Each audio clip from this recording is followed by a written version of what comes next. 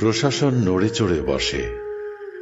পৌরসভার চাঁদ চুরি হয়ে গেছে রাতের আকাশ থেকে। ঘটনাটা বলি।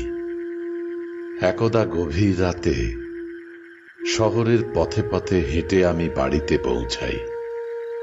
সে রাতে আমাকে সঙ্গ দিতে দিতে আমার বাড়ি অবধি পৌঁছে যায় শহরের চাঁদ।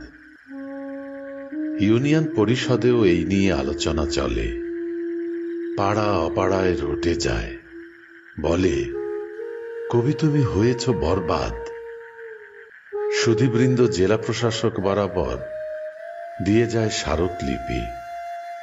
পৌরপথে কবি খুলেছে নাকি চন্দ্রের কলঙ্ক ছিপি।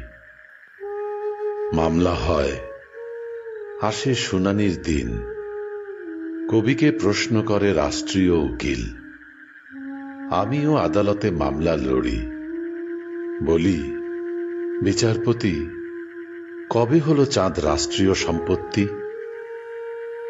এখন চাঁদ চুরির মামলায় কবি কারাগারে। তবু লোকমুখে শুনি, রাতে ও বিরাতে আমার বাড়ির উঠোন আজও নাকি পাহারা দেয় আকাশের চাঁদে।